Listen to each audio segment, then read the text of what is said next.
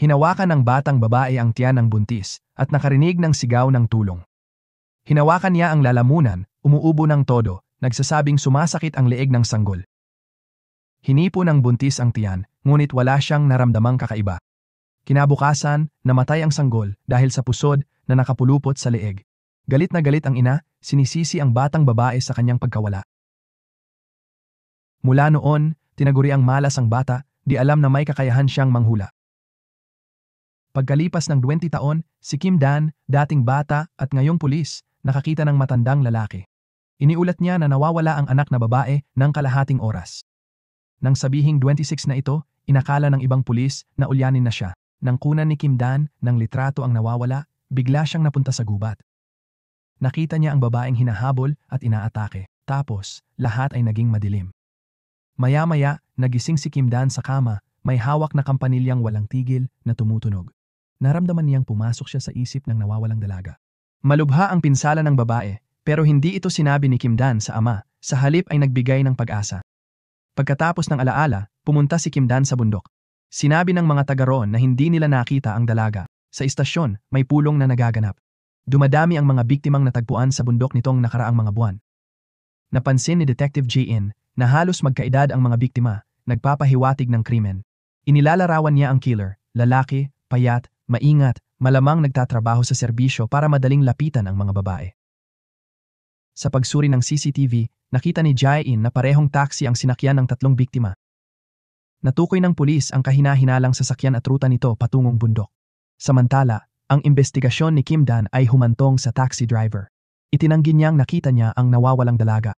Bigla, nagsimulang manginig ang kanyang mukha. Naalala ni Kim Dan na may ganitong tiktin ang umatake sa kanyang pangitain. Sa pagmamasid sa damit at hitsura ng driver, sigurado si Kim Dan na siya ang mamamatay tao. Hiniling niyang suriin ang mga log sa pagmamaneho. Inanyayahan siya ng driver na pumasok para gamitin ang computer. Habang nakatuon si Kim Dan sa screen, dahan-dahang lumapit ang driver na nakaputing guwantes. Isang lalaki sa taxi ang nagreklamo sa mabagal na takbo. Sinipa ang upuan ng driver. Tumigil ang driver, walang ekspresyon, tapos nagsimulang manginig. Nagsuot siya ng guwantes, nakatuon ang tingin sa likuran. Isang dumadaang patrol car ang di sinasadyang nagligtas sa pasahero. Ngumiti ang driver at nagpatuloy sa pagmamaneho. Nang gabing iyon, nakilala niya si Kim Dan, ang investigador ng nawawalang tao. Muli siyang nagsuot ng guwantes, blangko ang mukha, at lumapit. Biglang nabasag ang bintana at sumilip ang ulo ng isang lalaki. Si Jae-in ito mula sa Major Crimes Unit. Pinalibutan ng pulis ang bahay dahil sa mga bangkay sa bundok at ang driver ay pangunahing suspect na. Nakakapagtaka kay Jae-in na inabutan ng ilang buwan ang mga investigador para makilala ang driver, samantalang natukoy agad ni Kim Dan mula sa isang larawan. Ipinalagay niya na magaling lang ang intuition nito, tinatago ang kanyang kakayahan. Sa interogasyon, nagkunwaring walang alam ang driver. May 48 hours lamang ang mga pulis para paaminin siya. Aksidenteng, natapon ni Jae-in ang kape sa kanya, nagpakita ng text sa mukha at pagkaasiwa ng driver. Pinuna ni Jae-in ang mga gumaling na bali sa braso ng driver, nagpapahiwatig ng pang-aabuso noong bata at posibleng dahilan ng kakaibang ugali. Nagpaalala ito ng masakit na alaala sa driver. Nang tila malapit ng bumigay, huminga ng malalim ang driver at kumalma. Ngumiti si Jae-in at nilabas ang kanyang trump card. Gumapang siya sa ilalim ng mesa, tinanggal ang sapatos ng driver, at ipinadala sa forensics para suriin ang amoy. Nakahanap ang forensics team ng amoy at pollen sa swelas. Natukoy itong Korean Abelia pollen, halaman na sa bundok lang matatagpuan. Nagmadali ang pulis sa bundok at natagpuan ang bangkay ng nawawalang babae, pinatay tulad ng ibang biktima. Nakakita si Jae-in ng tuyong dugo sa ilalim ng kuko nito, nagpapahiwatig na nasugatan ang umatake. May natuklasang gasgas sa leeg ng driver, kumuha ng DNA samples. Ngunit gulat ang lahat sa resulta. Hindi tugma ang DNA. Nagulo ang investigasyon. Nagkataon lang ba ito? Mali ba ang pinaghihinala ang tao? Habang kalmadong kumakain ng manok ang suspek, bumagsak ang ama ng biktima nang makita ang bangkay ng anak. Bago palayain ang driver, pumasok si Kim Dan sa silid, hinawakan ang lalamunan, at nagsabi ng kakaibang salita. Ang buhay ay patunay ng pag-ibig. Ang kamatayan ay paggunita sa kadakilaan bago masira. Hindi pag-alis ang nagbubuo sa'yo, kundi sakripisyong bayani ang diwa ng buhay. Ito ang sinabi ng killer sa biktima. Inilahad ni Kim Dan ang detalye ng pagpatay. Nawalan ng kontrol ang driver, nanginig ng matindi. Nanlalaki ang mata, humingi ng pag-amin si Kim Dan.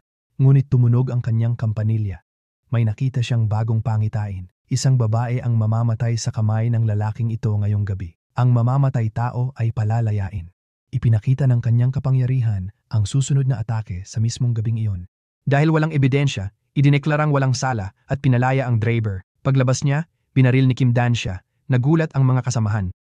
Ito ang punong himpilan ng pulisya. Nagbabanta siya sa isang taong walang kasalanan. Sumigaw si Kim Dan, napapatay ulit siya. Pero walang naniwala. Lumapit ang driver. Bumulong. Tumakbo ka! Nanginig si Kim Dan. May bumalik na alaala sa kanyang pagkabata. Kilala niya ang lalaking ito 20 taon na ang nakalipas. Sinundan ni Kim Dan, ang killer, pero pinigilan siya ni Jae-in. Walang ebidensya, hindi sila makakilos, sa haka-haka lamang. Itinulak siya, di alam na target ng killer ang kapatid niya.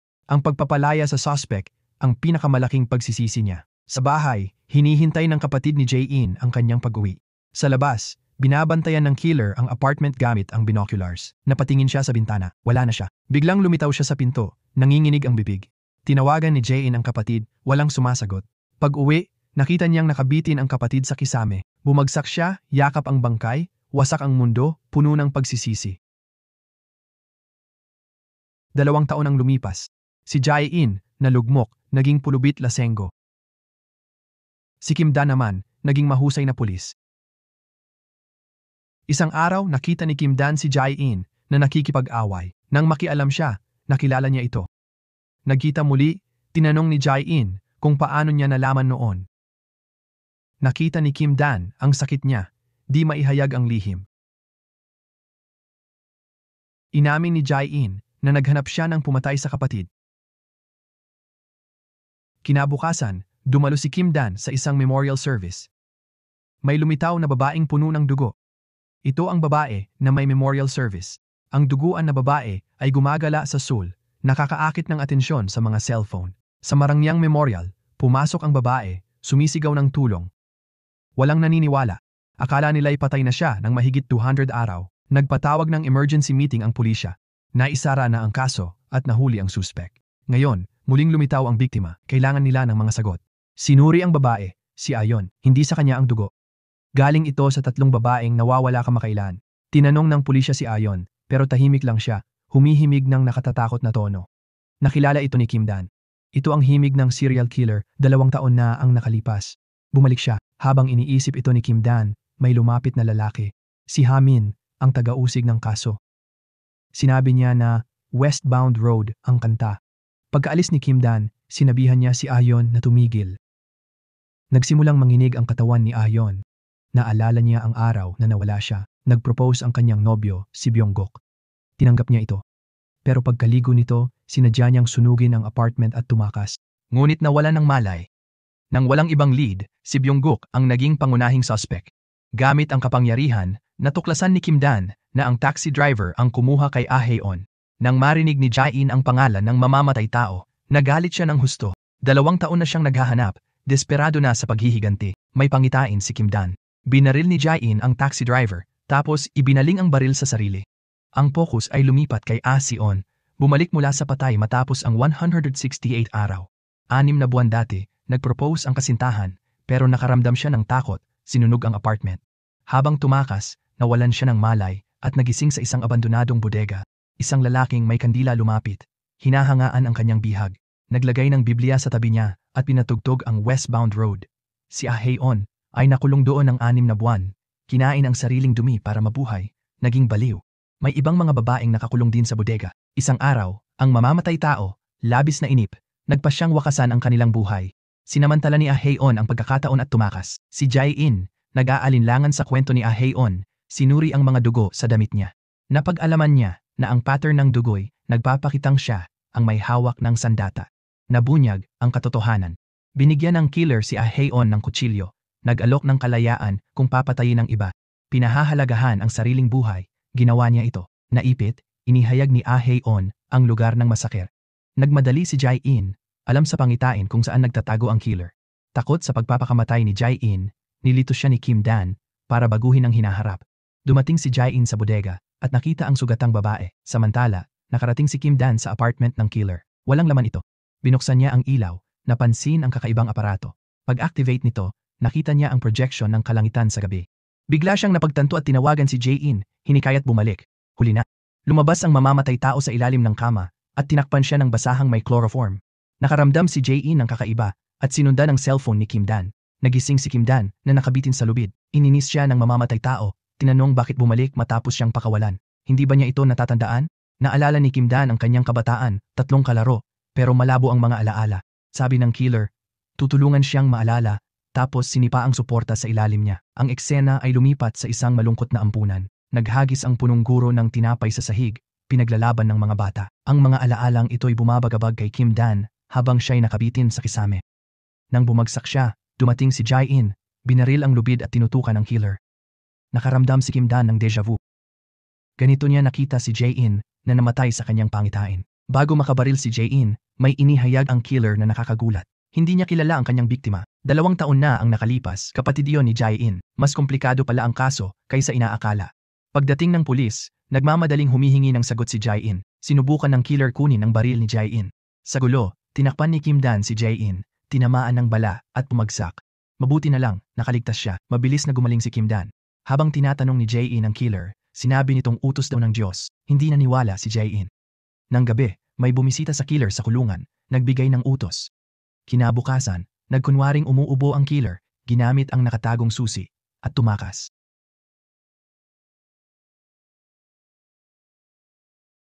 Hinabol ng pulis, tinakil ang killer at abot na ang baril.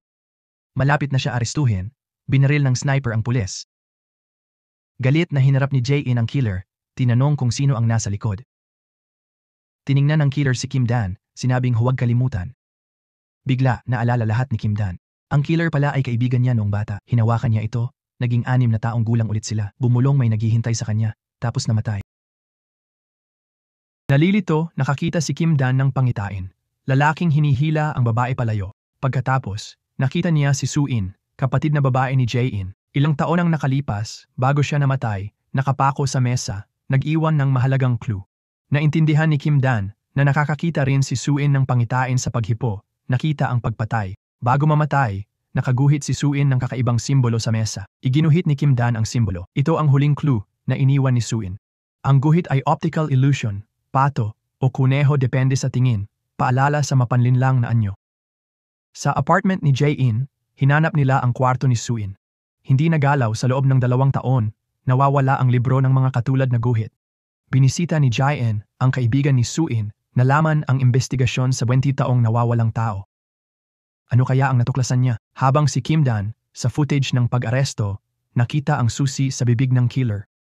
Kumpirmado, may tagaloob sa istasyon ng pulis. Pinagsasama-sama niya ang mga detalye. Napatay si Soo-in habang iniimbestigahan ang 20 taong kaso. Ang super ng taxi ay ginamit lang. May tumulong sa loob ng pulisya para palitan ng DNA. Ang huling mensahe ng killer ay tungkol sa papay. Tinanong ng detective si Ayon kung sino pumatay sa ibang babae. Umamin siya, pero itinala ng detective ang pangalan ng super, kaya napawalang sala siya. Kinonfrontang ni Jae-in si Hamin tungkol dito. Mahinahon na ipinaliwanag ni Hamin na kailangan ito para mahuli ang utak. Kulang sila ng ebidensya laban kay Ayon. Naiinis, umalis si Jae-in. Hinarang ni Hamin si Kim Dan. Tinanong tungkol sa huling salita ng killer. Sinabi niya, Apollo at Popeye. Nagbago ang mukha ni Hamin, pero mabilis siyang nakabawi bago napansin ni Kim Dan. Para mabuksan ulit ang kaso, humingi ng tulong si Jae-in sa dating guro sa akademya ng pulisya.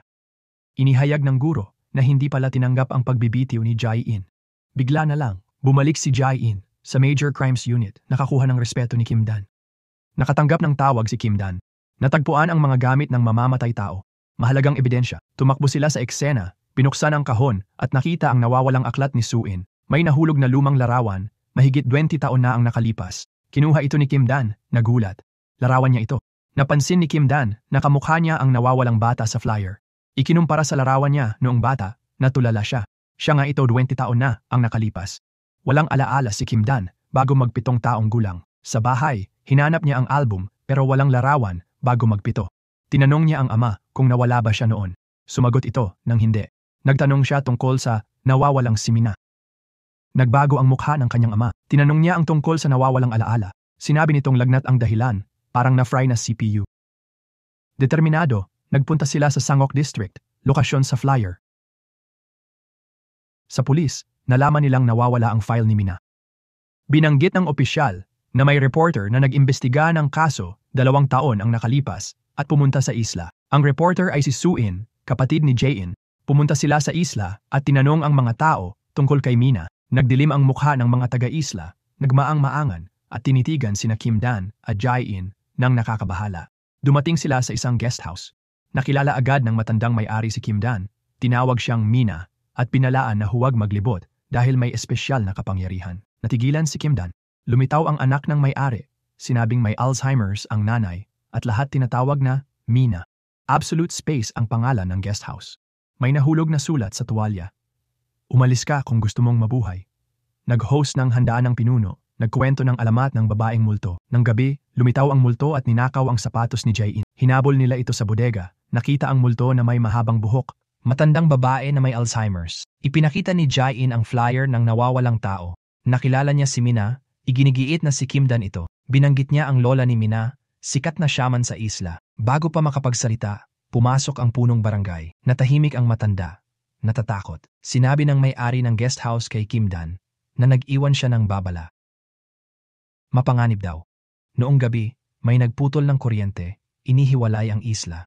Nakita ni Jae-in ang figura na pilay, naglalakad sa ulan. Kinabukasan, nahugasan sa pampang ang bangkay ng babaeng multo. May bangkay sa pampang, may papel sa bibig. Binuklat ng pulis, talata mula sa Biblia. Sigurado si Kim Dan na may iba pang kwento.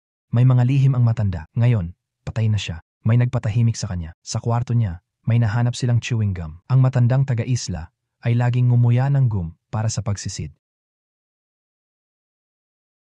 Lalo nitong pinalalim ang misteryo. Kilala siya bilang anak ng dagat, kayang manatili sa ilalim ng tubig ng 1 buwan. Paano siya nalunod? Tiningnan ang mapa, may simbahan sa isla, ngayong nursing home na. May guard na pilay, tulad ng nakita ni Jae-in sa ulan, humarang sa kanila. Security footage nagpatunay na binisita ng guard ang bahay ng matanda. Walang ebidensya, kaya napilitan silang umalis. Tinawag ng guard ang pinuno, malamig na utos na asikasuhin ito. Kumuha ng baril ang guard at nagsimulang maghukay ng libingan. Samantala, naghanap si Kim Dan ng mga pahiwatig. May batang babae sa pulang damit sa likod ng puno. Sinundan ni Kim Dan ang bata papunta sa paaralan. Tumigil sa pader, umikot, nakita ni Kim Dan ang batang sarili. Tinanggal ang halaman, may mural ng 3 bata, Apollo, Popeye, at Ben. Bumalik ang mga alaala ni Kim Dan. Ang mamamatay tao ay si Apollo. 20 taon na siyang nawawala. Sasabihin sana kay Jae-in, may dumaan na bala. Hinawakan ni Jae-in ang baril, ngunit walang laman. May nagtanggal ng bala. Nakatakas sila dahil sa mahinang puntirya ng guwardya. Nagkaharap sila sa pasilyo. Itinaas ng guwardya ang baril, nagsasabing walang sala. Dumating ang may-ari ng bahay panauhin at sinakop nila siya. Ikinulong ni Kim Dan ang gwardiya sa bodega. Dumating ang pinuno, kunwang nag-aalala sa nangyari. May nakakagulat na balitang dumating. Ayon sa autopsy, nalunod sa sariwang tubig, hindi sa dagat. Nagpunta sila sa balon, nakakita ng mga uban. Hiniling ni Jae-in kay Kim Dan na i-reenact ang krimen. Sumunod siya, itinulak ng malakas si Jae-in. Nahirapan siya. Aksidenteng naitulak sa puno si Kim Dan. Sa hapunan, nangangati ang braso ni Kim Dan. Sabi ng mga taga-baryo, nakakalason ang mga puno sa balon. Isang simpleng pamahid ang lunas dito. Pinasukan ni Jae-in ang bodega. Pinaghubad ang guwardya. Walang bakas ng nakakalason na pantal. Nang gabi, naghukay si Jae-in sa dating hinukay ng guwardya. Nakahanap siya ng kahon puno ng pera. Pagbalik kay Kim Dan, sinabihan niya itong makipagsabwatan bukas. Alam niya kung sino ang tunay na mamamatay tao. Kinabukasan, may naganap na ritual ng shaman. Ang shaman ay nag-chant. Tinatawag ang espiritu ng patay na babae. Suminyas ang pinuno ng nayon sa shaman na itinuro ang bodega. Binuksan ni Jae-in ang pinto at nakita ang gwardiya. Sinabi ni Jae-in na hindi ang gwardiya ang pumatay. Malinaw na mahina ang kapangyarihan ng shaman. Nagmungkahi siya ng mas malakas na pagpapamalas. Kinuha ni Kim Dan ang tungkod at nag-chant, kunwang sinaniban. Inakusahan niya ang may-ari ng guest house. Lumapit si Jae-in, hinawakan ang braso ng may-ari, ipinakita ang pantal. Ang katotohanan ay nabunyag. Inakay ng may-ari ang matanda sa balon at nilubog ang ulo. Nagulat sa kawalan ng paglaban, nagdasal siya ng taimtim. Ngunit ang matanda, sanay sa dagat, pumunit ng pahina at isinubo ito. Sa takot, pinigilan siya ng may-ari hanggang sa nalunod. Kumuha si Kim Dan ng Biblia mula sa kalapit na urn. May nawawalang pahina katulad ng nasa bibig ng patay na babae. Inihayag ni Jae-in na hindi anak ng matanda ang may-ari ng guest house. Ang gwardya noon sa guest house ang tunay niyang anak. Ang gwardya, bihasang mga ngaso, hindi makaligtaan ang target. Nakasulat din ang pangalan ng gwardya sa anting-anting sa bahay ng matanda. Walang reaksyon ang mga taga-baryo, tila walang alam. Lahat sila'y kasabwat, ang gwardya ay paon lamang. Nakita ang kawalang malasakit, nagsugal si Jae-in, nagkalat ng pera sa hangin. May tumunog na kampanilya, malapit nang lumitaw ang tunay na mangkukulam. Nagulat ang mga tao sa pag-ulan ng pera sa halip na seremonya. Nag-vibrate ang staff ni Kim Dan, nagsimula siyang himatayin. Tinipon ng pinuno ang pera, sinasabing kita raw ito sa pangingisda. Sumigaw si Kim Dan na nagsisinungaling ito, lumapit sa kanya at huminga ng malalim. Amoy niya ang pagkabulok, parang libingan. Sabi niya, marami na siyang hinukay at hindi na aabot ng susunod na taon. Nanlaki ang mga mata ng pinuno sa gulat. Binalingan ni Kim Dan ang babae. Inakusahan ng pagsunog sa simbahan 15 taon na ang nakalipas. Nanlamig ang babae. Sumigaw ang mga tao. Sinapian siya. Lumapit si Kim Dan sa gwardya. Tanong niya, bakit sumama sa masasama kung nakalimutan na ang nangyari sa ama niya? Tumulo ang luha sa mukha niya. Nakilala niya ang boses ng kanyang ina. Kumuha siya ng cookies. Isinubo sa bibig nito. Humikbi siya. Nalulunod sa pagsisisi. Tumingin ang matanda sa dagat at umalis. Bumalik sa normal si Kim Dan. Suminyas ang pinuno. Hinawakan ng may-ari ng guest house si Kim Dan. May kutsilyo sa leeg. Nang hawakan siya, nakakita ng pangitain. 31 na mananampalataya. Pinatay sa isla 20 years na ang nakalipas. Kasangkot ang lahat ng taga-baryo. Nang makawala siya, nagkagulo ang mga tao. Pinigilan sila ni Jae-in. Nilabas ni Jae-in ang bomba. Banta na sasabog silang lahat. Sinindihan niya ito, pero walang nangyari.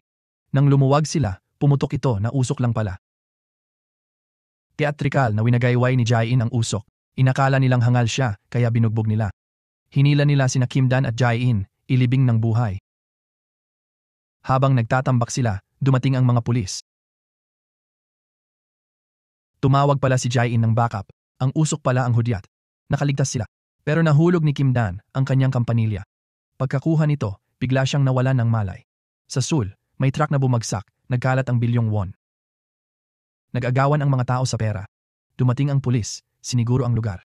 3 araw nakatingga ang pera, di alam ang pinagmulan. Ang nakuhang pera, mahigit 70 bilyong won, ay nakatiwangwang sa istasyon ng pulisya ng 3 araw. Dinala ang mga taga-isla para tanungin. Naguguluhan si Jae-in. Nag-iimbestiga sila ng nawawalang tao, hindi ng pagpatay. Bakit ilibing ng buhay? Tahimik ang pinuno, nagpahayag lang ng panghihinayang sa hindi agad pagkilos. Sa apartment, iniuugnay ni Jae-in ang mga tuldok. 20 taon dati, 31 miyembro ng kulto ang namatay sa isla, tapos nawala si Mina. Ang kasong Heaven's Gate ang sinisiyasat ni Soo-in bago siya pinatay. Kailangan nilang buksan muli ang kaso para sa katotohanan. Gumawa sila ng kakaibang paraan ng investigasyon. Si Kim Dan, sa nakaraan. Si Jae-in, kontrolado ang paligid. Binalikan nila ang gabi ng pagkamatay ng 31 na tao. Ayon sa autopsy, may pagkain sila sa tiyan, mga damong dagat, at manok. Iyon ang huling hapunan ng mga biktima. Kumain sila ng masaya, walang kaalam-alam sa kapahamakan. Natapos kumain, naghanda ng ritual, uminom ng alak. May sulat pa mamaalam. Di nila alam, lason pala ang alak, peke ang mga sulat. Bigla, nagalit si Kim Dan, sumisigaw na itigil ang trahedya. Lahat ay natigilan. 31 pares ng mata ang tumingin kay Kim Dan. Isang babae ang umiling kay Kim Dan na natakot. Ibinalik siya ni Jae-in sa kasalukuyan. Napag-isip niya na ang bangungot niya'y tunay na alaala. Siya pala ang nawawalang babae. Hinarap ni Kim Dan ang ama, ipinakita ang flyer, at nagtanong. Bakit siya nagsinungaling? Sa unang pagkakataon, nagalit siya, may lihim na mabigat. Umalis si Kim Dan na umiiyak, iba na ang tingin sa ama. Pumasok ang pulubi sa himpilan, humingi ng 70 bilyong won. Napansin ito ni Wang, may-ari ng 100 bilyong na wala sa truck. Si Wang, dating puno ng paaralan na pastor, nangangaral. Nagbigay sila ng malaki, nilagay sa kahon para sa isla. Nakarating sa kanya ang balita ng nahulog na truck at nawawalang pera, kaya nagpanik siya. Hinarap ni Jae-in si Wang, humihingi ng sagot tungkol sa ninuno at inakusahan ng pamumuno sa kultong responsable sa Heaven's Gate Massacre. Inihayag ni Jae-in na siya ang nag-orchestrate ng pagbawi ng pera, isang pakana para ilantad si Wang. Binigyan niya si Wang ng isang oras. Umamin na sa kulto ang pera at sa massacre o panoorin ang 70 bilyong won na mawala. Tumawa si Wang, nagmungkahi ng kasunduan. Ibalik ang pera at hahatiin niya ito kay Jae-in. Tumanggi si Jae-in. Lumipas ang oras. Hindi kumikilos si Wang. Biglang sumalakay ang mga lalaking nakaitim sa istasyon ng pulisya. Sila'y mula sa Seoul Audit Bureau, nagsasabing ang pera'y konektado sa classified na investigasyon. Sinubukan ni Jae-in na makialam, ngunit napagtagumpayan siya nito. Pagkatapos ay dumating si Hamin. Siya pala ang nasa likod nito. Pero hindi dapat may ganitong kapangyarihan ang mababang auditor. Napag-alaman na tinawagan si Hamin ng mahiwagang Honju, isang nangungunang kandidato sa pagkapangulo. Ang 70 bilyong won ay pondo ng kampanya ni Haiju. Tatlong makapangyarihang grupo ang kumokontrol sa Korea. Honju sa politika, Doju sa pera, at Wang sa relihiyon. Ang kanilang layunin ay mangibabaw sa bansa. Ang massacre sa Heaven's Gate 20 taon na, ang nakalipas ay kanilang pinakamalaking gawa. Dahil sa kabiguan, binigyan si Jae-in ng 100 lumang kaso para mapanatiling abala. Ironiko, ang mga simpleng kasong ito ang nagbigay sa kanya ng mahalagang impormasyon tungkol sa Heaven's Gate. Unang kaso, hinawakan ng isang delivery driver ang isang babae ng 6 na oras. Nanatiling kalmado ang mga pulis. Sinabi ng babae na sinalakay siya ng driver pagkatapos maghatid. Nakita ni Jae-in ang kanilang pagkukunwari. Nakatutok na ang kutsilyo ng driver sa babae. Walang nagsusuot ng ganoon para maghatid. Linggo, araw libre ng driver at hindi pa Miyerkules. Inaresto sila ng mga pulis. Ito pala ay kunwaring hostage situation. Ang lalaki ay pugante, ginamit ang kasintahan bilang panlinlang. Pangalawang kaso, namatay ang matandang babae sa apartment nang walang bakas ng labanan. Napansin ni Jae-in ang insekto sa dingding, kinuha ito at humingi ng pagsusuri ng dugo. Tumugma ang DNA sa anak ng babae na gustong magmana ng yaman niya. Ikatlong kaso, may natagpo ang putol na binti sa basurahan. Ang malinis na hiwa ay nagpapahiwatig ng kaliwang kamay na salarin. Naaresto ang asawa ng biktima, isang siruhano. Nalutas ni Jae-in ang 99 kaso sa isang linggo. May isang hindi pa nalulutas tungkol sa auditor na nag-imbestiga sa Heaven's Gate 20 taon na ang nakalipas. Binantaan ni Jae-in na ilalantad ang auditor kung hindi niya ibibigay ang mga file ng kaso. Nag-atubili ang auditor bago sumunod, binalaan si Jae-in sa mga panganib. Inihayag ng mga file na ang dating direktor ng Heaven's Gate, si Dugyu, ay mayamang negosyante na ngayon. Si Ah Yeon ang kanyang anak na babae. Kasama rin ang listahan ng mga biktima. Hindi nila alam, may tiktik sa pulisya na nagmamanman.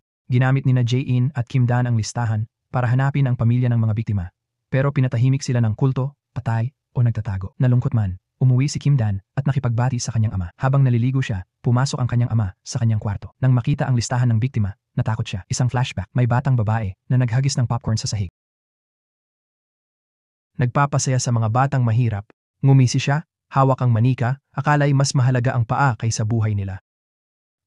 20 taon pa, si Ah Yeon ay nag-alok kay Hamin ng mamahaling karne, sinasabing, di kaya ng mahirap. Magalang niyang tinanggihan at siya mismo ang kumain nito. Sa kabilang mesa, isang makapangyarihang lalaki inutusan si Hamin na patayin sina Jae-in at Kim Dan. Kung ilalantad nila ang Heaven's Gate, lahat sila'y mawawasak. Para mahanap ang pamilya ng mga biktima, inilabas ni Jae-in ang balita sa media. Isang matandang nangongolekta ng bakal ang nakakita ng balita at tumawag sa pulis. Ang kanyang anak, estudyante ng sining, ay isa sa mga biktima. Nang gabing iyon, may estranghero na nag-alok ng inumin sa matanda. Bago pa siya uminom, pinigilan ni Jae-in, itinapon ng bote. Amoy bitter almonds, cyanide ito. May gustong pumatay sa kanya. Para malaman ang totoo, kailangan ni Kim Dan na hukayin ang bangkay ng anak. Pumayag ang matanda kahit nag-aalinlangan. Kinabukasan, nagtipon ang mga reporter at live streamer sa libingan. Nang buksan ang 20 taong kabaong, isang shaman ay napasinghap. Mga ugat ay tumubo sa buto, isang masamang pangitain. Ito'y nakaakit kay Hanju, na dumating sa himpilan ng pulis, humihingi makita si Jae-in. Malaking isda ang nahuli ni Jae-in. Tumawa si Hanju, binantaan si Jae-in na ihulog ang kaso. Sumagot si Jae-in, hindi ito kabataan kundi pangako sa katarungan. Hinamon niya si Hanju na bawiin ang kanyang hustisya.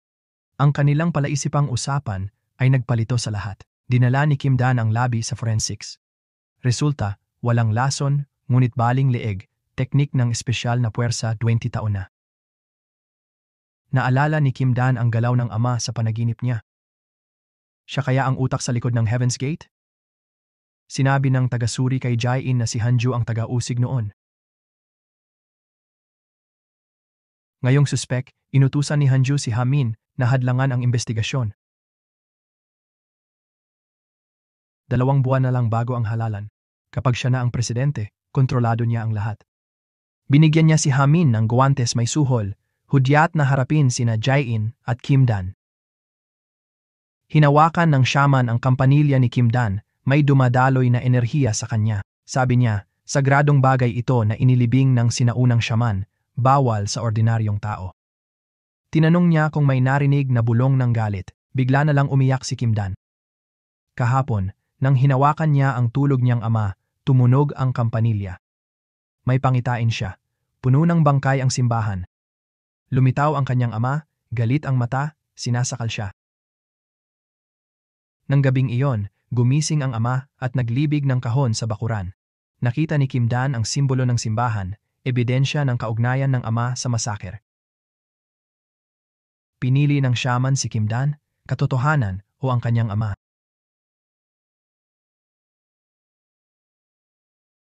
Samantala, nagbubuo si Jae-in ng investigasyon team nang dumating si Hamin, nag-aalok ng disk na may mahalagang impormasyon tungkol sa Heaven's Gate, kapalit ng pwesto sa team.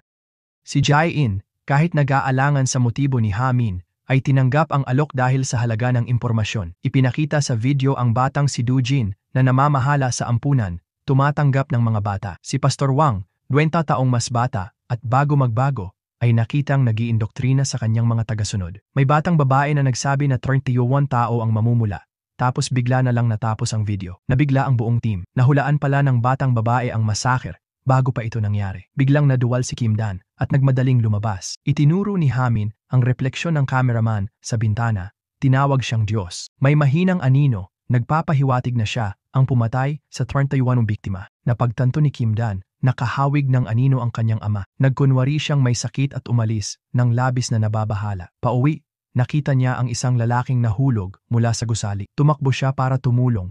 Narinig niyang bumubulong ito tungkol sa nalalapit na apocalypse.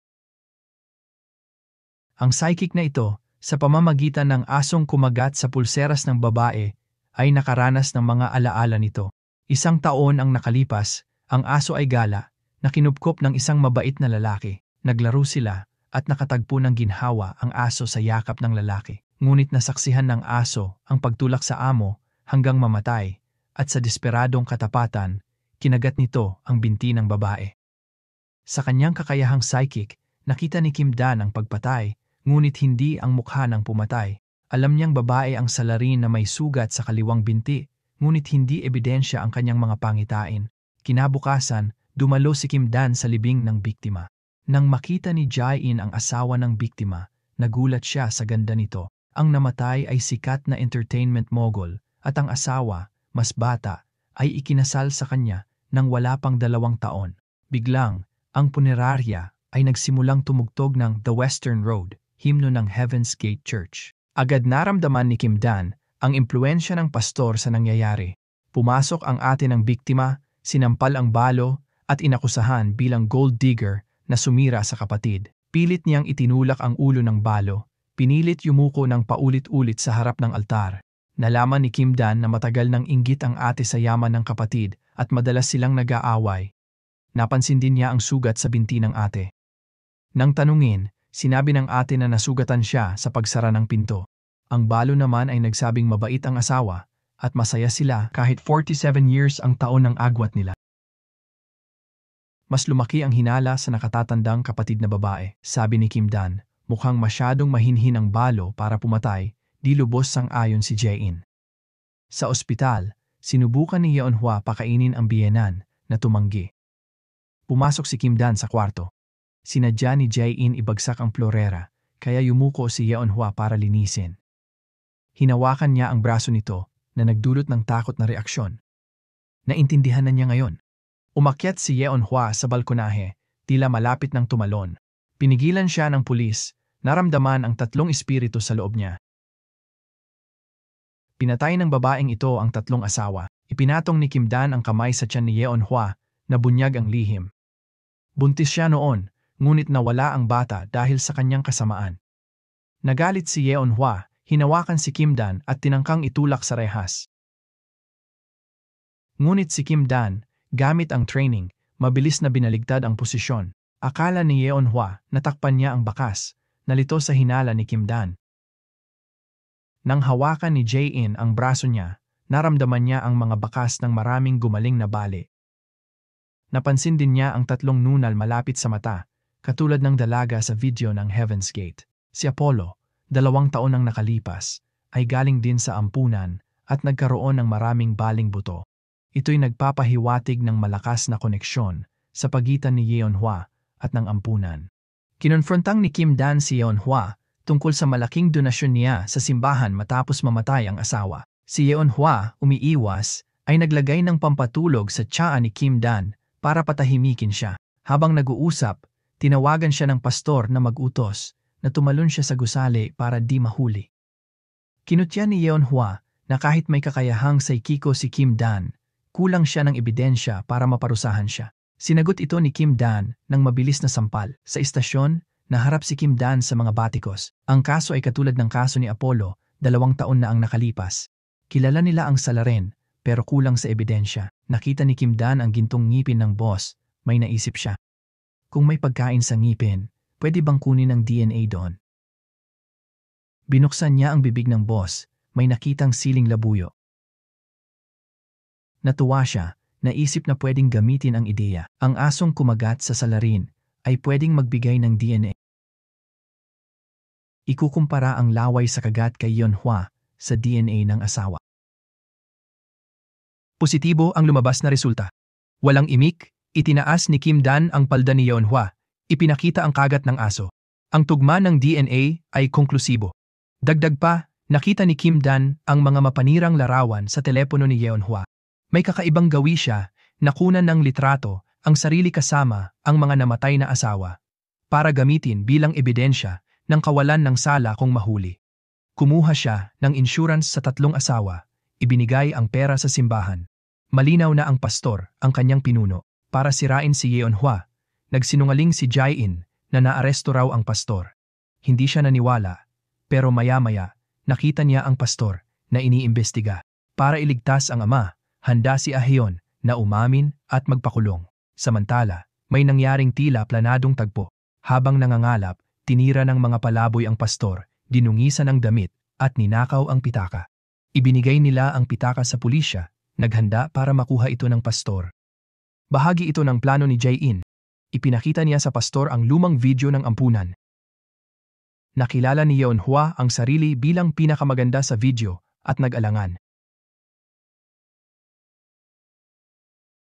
3 beses siyang nag-asawa, namatay lahat, nakakuha ng 100 bilyong won. Ibinigay niya ang lahat sa simbahan. Lahat ng ginawa niya ay para sa pastor na nasa harap niya. Handa siyang isakripisyo ang lahat, pati buhay, para sa kanya. Flashback sa ampunan 20 taon ang nakalipas. Mahigpit na sinanay ang mga bata sa panlilinlang. Pinarusahan kahit sa maliit na pagkakamali. Si Yun-so, ang pinakamatalino, ang tanging laging nakatakas sa parusa. Ang bahay ampunan ay nagbibigay ng kakarampot na pagkain, kanin at sabaw, halos kulang para sa mga batang lumalaki. Pero laging ibinabahagi ni Yoon-so ang kanyang parte sa iba. Nagtatapon ang direktor ng bahay ampunan ng tinapay sa sahig. Pinipilit ang mga bata na mag-agawan dito. Kung hindi sapat ang pinsala, siya mismo ang nananakit, bumabali ng buto at nag-file ng insurance claim, sinasabing aksidente ang dahilan. Ang malupit na pamamaraang ito ay nagbibigay sa kanya ng tuloy-tuloy na kita. Sa malupit na kapaligiran na ito, tanging ang pastor ang nagbibigay liwanag sa mga bata. Regular siyang nagdadala ng tinapay, nagmimistulang mabait na tao, simbolo ng pagmamahal. Hindi nila alam na ginagamit niya ang kanilang kahinaan, nag-aalok ng mumunting kabutihan para sa katapatan. Tiyak na susunod sila kahit pagtanda, handang mamatay para sa kanya. Hanggang ngayon, patuloy ang pastor sa ganitong gawain. Bumubuo ng katapatan gamit ang tinapay. Isang alaala ang napukaw kay Yeonhwa. Si Mina, espesyal na kaibigan na dumating kasama ang kanyang ina. Nanlaki ang mga mata ni Kim Dan. Malabong imahe ng kanyang ina ang kumislap sa kanyang alaala. Nakakubli ang mukha. Sa impyernong kalagayang ito, nabuo ang matatag na pagkakaibigan. Nang gabing iyon, sinabi ni Hamin kay Yeonhwa ang mensahe ng pastor, umamin o mawala. Akala ni Yeonhwa, alok ito sa langit. Masaya siyang nagpaalam. Paalam, Yunso. Ang auditor pala ay si Yunso. Gayunpaman, hindi pa rin niya alam ang tunay na pagkatao ni Kim Dan. Nang gabing iyon, habang naghihintay ng take-out, isang kotse ang biglang dumiretso sa kanila. Mabilis na kumilos si Kim Dan, hinila si Hamin palayo sa panganib. Ang malapit na kamatayan ay nagpaalala kay Hamin kung paano siya iniligtas ni Seabin. Nang mahulog ang pitaka ni Kim Dan, nakita ni Hamin ang larawan. Si Seabin kasama ng sundalo ng Diyos. Si Hongju, ngayong impluensyal, ay nagdaos ng rally na puno ng mga tagahanga. Biglang may dumating na kalbo, bumaba mula sa kotse, natigilan siya, nakatutok ang mga mata kay Kim Dan. Walang imik, lumapit siya at hinawakan ang kamay nito. Pumikit siya at nakakita ng pangitain, mga taong pinipilit umakyat sa bubong. At tumalon hanggang mamatay. Ang trahedya sa Heaven's Gate, 20 taon na ang nakalipas, malapit nang maulit. Biglang dumilat si Kim Dan. Sasaktan mo na naman ang mga tao, sabi niya, may autoridad ng banal na sugo. Nagpanik ang pastor, nabigla sa nakakatakot na pakiramdam ng déjà vu. 20 taon na ang nakalipas, may batang babae ring naghula ng ganito. Sa simbahan, inutusan ng pastor na harapin si Kim Dan. May kumakatok. Kumuha ng kutsilyo ang ama ni Kim Dan. Alam na hindi na makakapagtago. Lumabas siya ng madaling araw at nagtago ng dokumento sa locker. Pag-uwi, nakita niya si Kim Dan na naghihintay sa sofa. Ipinakita niya ang larawan, tinanong tungkol sa pagiging bantay ng pastor at pananakit. Alam niyang hindi na niya kayang magsinungaling pa. Nagkunwaring malamig, sinampal niya ito at pinaalis sa bahay. Umalis si Kim Dan na umiiyak, nalulungkot at nalilito. Hindi alam na para sa kanya ang ginawa ng ama. Para malaman ang tunay na motibo ng pastor, siniyasat ni Jae-in ang mga inampon. Siya at si Kim Dan ay naglaro ng soccer kasama ang mga bata, nakuha ang tiwala. Tiningnan ni Jae-in ang kanilang mga kamay, nakitang malusog at walang marka. Inisip ni Kim Dan kung talagang nagbago na ba ang ugali ng pastor. Pinuri ng mga bata ang pastor, pero may binanggit na nakakatakot na alamat. Tuwing ikalawang Lunes, nabubuhay ang rebulto sa hardin at kinukuha ang nakatingin dito. Ibinasura ito ni Jae-in bilang pantasya ng bata. Ngunit ng gabing iyon, nangyari ang hindi inaasahan. Sa malakas na ulan, nawala ang 5 taong gulang na bata sa ampunan. Si Kim Dan, malayo, naramdaman ang panganib at sumugod. Ginising ang mga bata. Kinumpirma nila ang pagkawala ng bata. Ayon sa kasama, kinuha raw siya ng puting multo, kamukhang kamukha ng rebulto sa hardin. Dumating ang pari, umiiwas sa sisi. Galit na galit, tinawag ni Kim Dan itong halimaw at ipinost ang larawan ng bata online. 3 araw ang lumipas, wala pa ring bakas ng bata. Natuklasan ng pulis ang nakababahalang pattern ng pagkawala sa ampunan mula nang itatag ito. Determinado, ginamit ng shaman ang larawan para ibalik si Kim Dan sa eksena ng pagdukot. May kakaibang anyo ang lumitaw sa pasilyo. Nang lumapit si Kim Dan, napagtanto niyang nurse pala ang kumuha sa bata. Nasa Doosja Hospital ang bata, pag-aari ng napahiyang si Doju. Sa opisina, nagalit si Doju sa anak na si Ah-hyeon, utak ng pagdukot. Si Ah-hyeon, katulong ni Honju, ang nagplano para sa bato ng apo ni Honju. Ang mga bata sa ampunan, ang kanilang target. Tumakbo si Jae-in, papuntang ospital. Habang malapit ng mag-opera, tumunog ang alarma ng sunog. Si Jae-in ang nagpatunog nito. Natigilan ang mga doktor, pumasok ang mga pulis. Si Doju, tumakas kasama ang anak, na aresto, nailigtas ang mga bata, na pag-alamang kalakal lang sila. Nagngit-ngit sa galit si Doju. Agad siyang nagbalak ng paghihiganti. Pagdating ni Kim Dan, inambush siya at nawala ng malay. Nang tumawag si Jae-in, lalaking sumagot ang nag-alerto sa kanya. Tinawagan ni Doju si Jae-in, sinabing bihag niya si Kim Dan. May videotape daw ang ama ni Kim Dan, 5 oras ang palugit. Kung mabigo si Jae-in, mawawala raw si Kim Dan habang buhay. Sinampal at sinakal ni Doju si Kim Dan bilang babala. Bigla, tumingin si Kim Dan ng matalim kay Doju. May anak kang namatay bago mag-2 taon, di ba? Nagulat si Doju. Paano mo nalaman? Dahil sa mga kasalanan mo, nakarma ang anak mo. Kung di ka magbabago, ganun din mangyayari sa anak mong babae. Natakot si Dugyu. Hinawakan niya ang kwelyo ni Kim Dan. Nanginginig ang boses. Paano? Paano mo nalaman to? Kahit asawa ko di alam. Pero bigla, nanlaki ang mata ni Kim Dan at tumingin sa kanya nang nalilito. Nag-alala si Dugyu. Agad niyang pinadala si Kim Dan sa isang kwarto. 10 minuto lang, dumating si Jae-in sa bahay ni Dugyu. Gusto niyang makita muna si Kim Dan. Nakitang ligtas siya, kumindat siya, at patagoy naghulog ng susi sa paa ni Kim Dan. Sumama siya kay Dugyu para kunin ang di umano'y mahalagang tape. Pinaalis ni Dugyu ang mga tauhan at pinatugtog ang video. Pero ang laman nito'y hindi kagimbal-gimbal. Hindi ito ang inaasahan ni Dugyu. Galit na sinalakay niya si Jae-in pero biglang dumating ang mga pulis. Naaresto si Dugyu at ang mga natitirang tauhan niya. Samantala, si Kim Dan na nakalaya gamit ang susi ni Jae-in ay nakipaglaban sa mga humuli sa kanya. Nang akala'y kontrolado na ang lahat, nakatanggap siya ng masamang balita. Ang kanyang amay nasa panganib. Pagpasok ni Pastor Wang sa kanyang opisina, may baril na itinulak sa kanyang mukha. Ang may hawak ng baril ay ang ama ni Kim Dan. Ipinaalala niya sa pastor kung anong uri ng tao siya at kung hanggang saan siya aabot. Bagay na, aniya, alam na alam ng pastor. Agad niyang tinalo ang gwardya sa likod niya. Nang makitang delikado ang pastor, pumasok si Hamin, nagsabing dinukot si Kim Dan at nasa panganib. Ang pagmamahal niya sa anak ay higit sa lahat. Agad na ibinaba ng ama ang baril at inakay si Hamin para kunin ang videotape. Ipinasok niya ang password at ibinigay ito sa auditor. Naniwala siyang ito ang makakapagpalaya sa kanyang anak. Ngunit binaliktad ni Hamin ang sitwasyon, tinutukan siya ng baril at inihayag ang tunay na pagkakakilanlan bilang si Yonseo, ang batang pinahirapan niya noon. Lumuhod siya, nagmakaawa para sa tawad at inalok ang sariling buhay kapalit ng kaligtasan ng kanyang anak na babae. Nang walang imik, ipinahatak ni Hamin ang lalaki.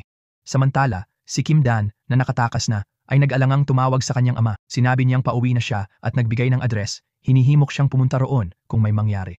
Bago pa niya maintindihan ang ibig sabihin nito, bumagsak ang kanyang ama. Lumabas na siya pala ay malubhang nasugatan na. Nang hawakan niya ang kamay ng anak sa huling sandali, tumunog ang kampanilya, nagbukas ng mga alaala mula 7 taon ang nakalipas. Ipinakita sa mga alaala ang isang lalaking humahawak sa ulo ng may sakit na batang babae, umaawit at tila nagpapalayas ng sakit. Masayang nakita ang anak na malubhang may sakit na nagmulat ng mata. Ang ama ay nagmadaling bumili ng bagong sapatos. Ngunit sa kanyang pagbalik, wala na siya, walang buhay ang maliit na katawan. Ang maikling muling pagkabuhay ay isang panandaliang himala. Lumipat ang alaala sa ina ng batang babae na humingi ng tulong sa pari. Minana ng anak ang shamanik na katangian ng pamilya, may matang nakakakita ng maruruming bagay. Ang ina, desperadong pagalingin ng anak, di sinasadyang ibinigay siya sa kamay ng kasamaan.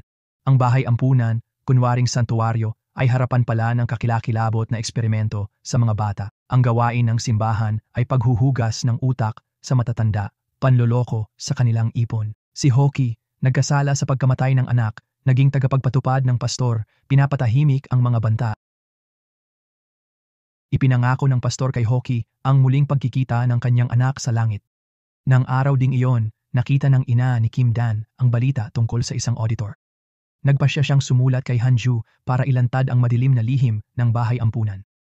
Isang plano ang nabuo, si Yonseo ang magpapuslit ng liham sa kanyang paglalakbay sa paaralan. Umasa sila sa banal na tulong, ngunit ang sumunod ay isang bangungot. Si Hanju ay pumasok sa opisina ni Dugyu, inakusahan siya ng ilegal na gawain at pang-aabuso.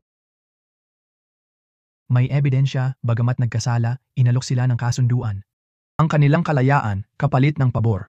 Kinabukasan, dumating sa ampunan ang isang buntis na maayos, ang pananamit. Dala niya ang anak ng isang kandidato sa pagkapangulo. Para itago ang iskandalo, si Hongju, kaibigan ng kandidato, ay nagplano ng pagpatay sa kanya. Sa simbahan, nagkunwari ang pastor na walang alam sa krimen ni Dujo, tinutuligsa siya sa publiko. Nang bisperas ng Pasko, sa pagbisita ng mga opisyal, nakita ni Mina ang 32 taong nagniningning ng pula. Ang pastor, balak gamitin si Hoki para alisin ang ebidensya, naghanda ng Pasko para sa ampunan. Ang mga tao'y masaya sa pambihirang handaan. Si Hoki, alam ang mangyayari, hindi makakain. Pagkatapos kumain, nagbuhos ng inumin si Yonseo para sa lahat. Bawat isa'y uminom ng busog, tapos biglang umubo ng dugo at namatay. Inutusan ng pastor si Duju na ilock ang mga pinto bago siya umalis. Ang gawain ni Hoki ay alisin ang mga saksi at kunin ang sariling buhay. Ngunit, ang sakit ng lason ay hindi makayanan. Nakiusap ang mga namamatay kay Hoki na tapusin ang kanilang pagdurusa. Isa-isa, ibinigay niya ang huling kahilingan, pinaalis sa kalungkutan. Si Yonseo, takot sa patayan, itinago sa likod ng entablado ni Mina. Pagkatapos, hinanap ni Mina si Hoki. Balak niyang patayin siya, pero binigkas ni Mina ang mga salita ng anak niya. Nadaig ng emosyon, kinuha niya ito at tumakas. Dala ang mapanirang videotape. Si Yonseo, na iwan muli, ay nakatagpo kay Hongjo. Inalok siya ng lason at dalawang pagpipilian, maging kasabwat o mamatay. Piniling mabuhay, nilunok ni Yonseo ang galit at sumuko. Sa impluensya ni Hongjo, mabilis na natapos ang kaso. Makalipas 20 taon, nagising ang alaala ni Kim Dan sa sakripisyo ni Hoki. Napansin ng matandang babae ang 32 espiritong sumusunod sa kanya. Nangunguna sa prosesyon ang yumaong ama ni Kim Dan, ang espiritu nito'y nakatali sa kanya. Dahil nakakakita ng espiritu, dinala ng mga kasamahan si Kim Dan sa isang kilalang syaman, umaasa ng solusyon. May paru-parong lumipad sa harap ng syaman, hudyat ng pagdating ng mga bisita. Makalipas ang kalahating oras, dumating sina Kim Dan at Jae-in. Agad pinaalis ng syaman si Jae-in, sinasabing si Kim Dan lang ang kailangan niyang kausapin. Nag-aalala, tinanong ni Jae-in ang pangalan ng syaman. Sumagot ito na siya ang lola ni Kim Dan at may apo ring si Do-hyun ang pangalan. Natigilan si Jae-in. Ang nakita niya ay nagpatunay sa kanyang paniniwala. Inanyayahan ng syaman si Kim Dan na pumasok. Tumalikod si Kim Dan at tinawag ang kanyang ama na sumama. Doon nakita ng syaman ang 32 espiritong sumusunod kay Kim Dan, mga biktima ng Heaven's Gate. Samantala, inihatid ni Hamin ang videotape kay Hongjo. Binuksan niya ito at tinanong kung napanood na ang laman. Mabilis na itinanggi ni Hamin, sinabing gusto niyang mabuhay. Kontento, sinira ni Hongjo ang tape. Hinanap ni Hamin si Jae-in, inihayag ang tunay na pagkakakilanlan bilang Yonseo.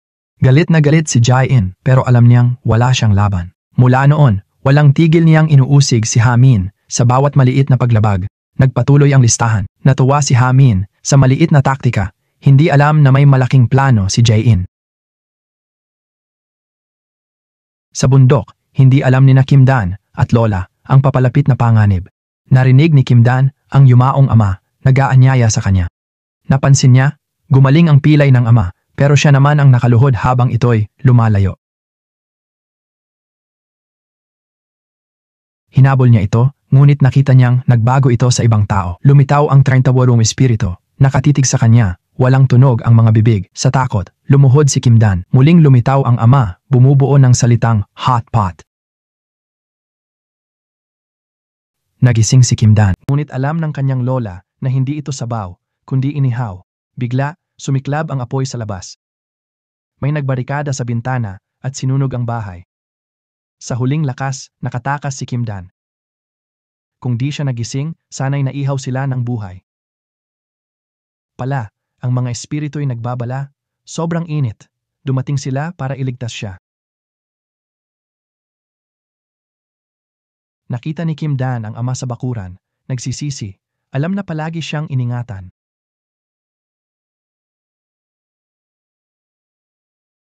Ipinasya niyang ipaghiganti at hanapin ang may sala. Sabi ng lola, handa na si Kim Dan na lumaban. 32 espiritu'y gumawa ng daan, nagbabasbas habang siya'y lumalakad. Sa kasalan nina Hamin at Akeon, naroon sina Gang Tae, Hongju, at Pastor Wang. Nalaman na plano ni Hongju gamitin si Hamin para makontrol agad ang yaman ng pamilya. Sa gitna ng selebrasyon, habang nag-toast ang mga kilalang bisita, biglang yumanig ang chandelier bago bumagsak sa sahig. Nanginig si Kim Dan. Ito'y pangitaing nakita na niya. Nakitang aaksyon na si Akeon, agad sinabi ni Kim Dan kay Jae-in na magpaputok. Ang biglaang putok ay nagpatakbuhan sa lahat na bigo ang plano ni Akeon. Sa kulungan, humingi si Dugan ng pakikipagkita kay Kim Dan, inamin na alam niyang pawn lang siya ni Hongju. Naipit, nag-alok si Dugan ng mahalagang ebidensya, ledger ng Heaven's Gate Church, may detalyadong record ng lahat ng transaksyon. Bukod sa kanya, dalawa lang ang may alam nito, si Hoki at ang accountant ng simbahan na elder din sa isla. Isang gabi, pagkatapos uminom kasama ang mga kaibigan, inatake at nawalan ng malay si Jae-in. Nagising siya sa tindahan ng alahas, liig puno ng ninakaw na hiyas, nang biglang pumasok ang mga pulis at inaresto siya. Napagtanto niya nang may takot na ang may-ari ay patay sa sahig, natatakpan din ng alahas. Nagulat ang mga dumating na opisyal nang makita ang kanilang kapwa-pulis bilang suspek. Malinaw na na-frame si Jae-in, ngunit ang ebidensya ay nakakapinsala. Ikinulong siya kung saan 8% ng mga bilanggo ay mga lalaking pinaaresto niya. Hindi maiiwasan ang pagbubugbog. Sa loob, nakatagpo siya ng pamilyar na mukha, ang matanda sa isla. Ang pagkabilanggo ni Jae-in ay plano para makuha ang ledger. Kinutya siya ng matandang tagasunod ng pastor. Sinasabing siya rin ay haharap sa banal na hatol at papasok sa Heaven's Gate. Gamit ang panatisismo ng matanda, sinimulan ni Jae-in ang kanyang bitag. Nang gabing iyon, dugo ang umagos mula sa mga gripo ng bilangguan. Kinabukasan, napuno ng mga kumagat na insekto ang mga selyadong selda. Sa ikatlong araw, mga balang ang lumabas mula sa mga kanal. Ang matanda, na lalong nababalisa, sumigaw na malapit na ang katapusan ng mundo. Ipinaliwanag ni Jae-in na ang mga kakaibang pangyayaring ito ay mga salot sa Biblia. Tiniyak niya sa matanda na hindi magwawakas ang mundo hanggat hindi siya umakyat sa pagkadiyos. Binanggit niya na alam niya kung saan nakatago ang ledger at malapit na siyang palayain. Kinabukasan, umamin ang may-ari ng alahas na prank lang ang nakaw para takutin ang mga magnanakaw. Si Jae-in ay napawalang sala. Bago umalis sa kulungan, gumawa siya ng pandinig mula sa mga parte at itinago sa ilalim ng mesa. Maya-maya, dumating si Hamin, ang matanda. Akala'y nag-iisa, nagsalita ng mga misteryosong salita. Mabilis na nalaman ni Jae-in ang lihim na mensahe. Natukoy ang lokasyon ng Heaven's Gate Church. Pagdating sa simbahan, pinigilan si Jae-in na pumasok. Hinugot ang baril, pinapunta niya si Jae-hee para hanapin ang ledger. Matapos mag-isip, itinuro ni Jae-hee ang krus sa pader. Kumuha ng upuan si Jae-in at talagang nakatago ang ledger sa likod nito. Habang nagdiriwang sila, pumasok si Hamin at pinaril si Jae-in sa dibdib ng walang imik. Pero nakatayo pa rin si Jae-in, walang pinsala. Si Kim Dan, nakita ng kanyang kakayahang manghula ang atake at binalaan siya. Mabilis niyang pinasuko si Hanmin. Sa simbahan, nakuha ni Kim Dan at Jae-in ang ebidensya na ang Heaven's Gate Church ay nagbigay ng bilyon-bilyon sa kandidatong pangulo. Sa pagkalantad ng katotohanan, kahit hindi direktang pinangalanan, alam ni Hanju na tapos na ang kanyang paghahari. Isa-isa, sumuko ang mga kasangkot.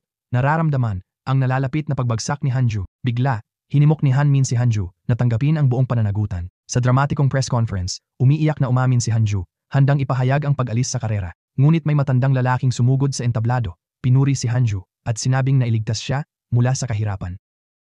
Sumunod ang inang may sakit na anak, umiiyak na nagpasalamat sa pagbayad ng kanyang mga gastusin sa ospital.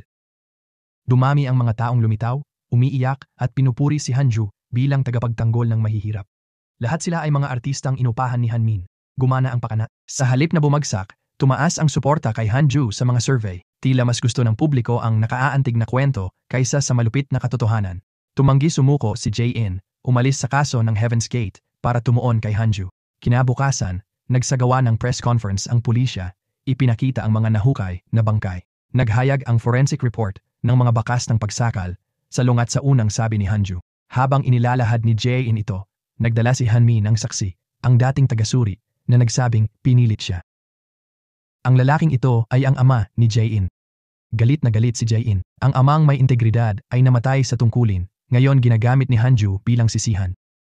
Sa paghahanap ng sagot, nilapitan ni Jae-in ang dating superior. Napabuntong hininga siya, inalala ang pag-aalala nila ng ama ni Jae-in sa kaso, ngunit pinatahimik. Ang paghahayag na ito ay nagtulak kay Jae-in na muling siyasatin ang pagkamatay ng ama. Sa pagtitipon ng malawak na talaan, natuklasan niya ang nakababahalang pattern. Hindi lang ang ama, kundi ilang opisyal sa kaso ng Heaven's Gate ang namatay sa kahina-hinalang paraan, ilang buwan matapos ang insidente. Aksidente, pagkahilo, bigla ang sakit sa tiyan, lahat may hindi maipaliwanag na manipis na paliwanag. Lahat ng ito ay nagturo kay Hanju. 3 araw bago halalan, si Hanju, tiwala sa tagumpay, ay nabigla sa koordinadong atake ng mga kalaban. Naalala niya ang hula ni Kim Dan. 2 pusa ang kakagat sa tigre. Siya ang tigre at ang 2 kandidato ay ipinanganak sa taon ng pusa. Si Pastor Wang, nanonood ng balita, alam na oras na para sa kanilang plano. Malapit nang maulit ang trahedya sa Heaven's Gate. Nabangga ni Kim Dan ang balikat ng isang tao at nakita ang pangitain ng kanilang kamatayan. 6 na oras mamaya, sa bubong, 32 tao na magkakapareho ang damit ay naghanda para sa mass suicide. Kakaiba, hindi sila miyembro ng simbahan at walang senyales ng kawalan ng katatagan sa isip. Bakit nila pipiliing wakasan ang buhay ng sabay-sabay? Nalaman ni Jae-in na personal na tinanggal ng kandidato ang 32 empleyado noon. Ang mga ito, na may galit, ay naging malakas na kritiko. Ang kanilang sabay na pagpapakamatay ay sisira sa pangalan niya para manalo si Hanju. Ito ang plano ni Pastor Wang. Binalaan ni Kim Dan si Han Min na mauulit ang trahedya sa Heaven's Gate. Silang lahat ay biktima ng mga nangyari 20 taon na ang nakalipas. Nakiusap siya na huwag makialam. Habang papalayo siya, may kotse ang mabilis na tumakbo kay Han Min. Gamit ang kakayahan, itinulak ni Kim Dan siya at siya ang natamaan at lumipad. Sa ere, lumakas ang kapangyarihan ni Kim Dan. Nakita niya ang gusali kung saan magaganap ang mass suicide. May 2 oras na lang siya para pigilan ito. Kahit masakit, sinabi ni Kim Dan kay Jae-in ang lokasyon. Si Han Min, nagising ang konsensya, dinala siya pabalik doon. Si Hanju, bilang kandidato, inimbitahan ang dating empleyado para sa tulong kuno. Labis silang natuwa, ngunit maikli lang ang saya. May grupo ng salarin na sumalakay sa silid, binihag sila. 2 babaeng may edad, pumasok sa silid seguridad, nagtatanong kung banyo ng lalaki. Nang itaboy sila ng gwardya, agad siyang pinabagsak tapos kumain ng noodles sa mesa niya, walang pakialam. Kasabwat sila sa pagdukot, pinatay ang seguridad para sa operasyon. Pinilit ang mga bihag sa entablado, pinagawa ng mensahe ng pagpapakamatay. Target nila ang kandidatong pangulo para sirain ang halalan at ilipat ang boto. Nakita ni Hanju ang mga biktima bilang hagdanan sa pagkapangulo. Nang harapin ni Hamin, nagmalaki si Hanju, sinabing walang tagumpay kung walang kalupitan. Pagkatapos, inilahad niya ang kanyang baluktot na pananaw na nagsasabing walang saysay ang buhay ng mga taong ito at ang kanilang sakripisyo ay para sa mas malaking layunin. Lubos na nagitla si Hamin. Si Hanju, tiwala sa nalalapit na tagumpay, ay hindi alam na lihim na nire-record ni Hamin ang kanyang pag-amin. Para pigilan ang plano, pumasok si Kim Dan sa silid seguridad, tinalo ang 2 babae at ibinalik ang sistema ng pagsubaybay. Si Jae-in, nakadisfras, sumali sa mga bihag, tahimik na nagbigay lakas ng loob bago sila sinamahan sa bubong. Sa babala ni Jae-in, hindi agad pinaniwalaan ng pulis ang mga ulat tungkol sa sitwasyon ng mga bihag. Pero nang may itinulak na bihag mula sa bubong, agad silang kumilos. Sa bubong, pinilit ng mga armadong salarin ang mga bihag sa gilid. Bago sila tumalon, umaksyon si Kim Dan, nagpakalat ng usok at kasama si Jae-in, tinalo ang mga kidnapper. Habang lumikas ang mga bihag sa gabay ni Kim Dan, inutusan ni Pastor Wang ang kanyang mga tauhan na umatake habang siniyasat niya ang bubong. Isang marahas na labanan ang naganap sa hagdanan, mula sa barilan hanggang sa kamay-kamay na bakbakan. Ginamit ni Kim Dan ang kanyang kapangyarihan at sa huli natalo niya ang mga umaatake. Pagkatapos, nakita niya sa pangitain na binaril si Jae-in ni Pastor Wang. Gaya ng nakita niya, nagharap ang 2 lalaki, may hawak na bihag si Wang. Napilitang ibaba ni Jae-in ang baril at binaril siya ni Wang sa tagiliran. Bigla at malaking pagbabago ang nangyari sa ugali ni Kim Dan. Ito na ang pinakamataas na punto ng pangyayari. Nag-iisa sa harap ng mga natitira, tila napapaligiran. Biglang sinakop siya ng makapangyarihang espiritu. Ibinaba niya ang baril at nagsimulang tumawa ng baliw. Nakita na ng Diyos na sumakop sa kanya ang lahat ng nangyari. Nalaman na ang pastor, may malubhang sakit, ay naghangad ng kapangyarihan sa huling mga taon. Nagkunwari siyang daluyan ng banal, ngunit ngayoy humaharap sa tunay na kapangyarihang kinutya niya. Si Kim Dan, na nag-channel sa Diyos, inilantad ang krimen ng pastor, sinira ang kanyang harapan, at pinilit siyang harapin ang madilim na alaala. Sinamantala ang pagkakataon, itinulak niya ito sa bubong, nahulog hanggang sa mamatay. Dumating ang mga pulis at inaresto ang natitirang mga kriminal. Natanggap ni Hanju ang masamang balita. Patay na si Pastor Wang. Agad niyang kinuha si Hamin at tumakas, umaasang sisihin ang yumaong pastor. Ngunit habang tumatakas, lumabas ang video online. Nagbubunyag ng pagtatapat ni Hanju kanina lang. Ginawa ni Hamin ang kanyang hakbang. Binigyan niya si Hanju ng lason at bumaba ng kotse. Alam na target siya ng paghihiganti. Tinawagan ni Hamin si Kim Dan. Sinabing buhay pa ang videotape ng kanyang ama. Ito ang susi sa katarungan para sa 30 biktima. Maya-maya, may kotse sa tabi niya.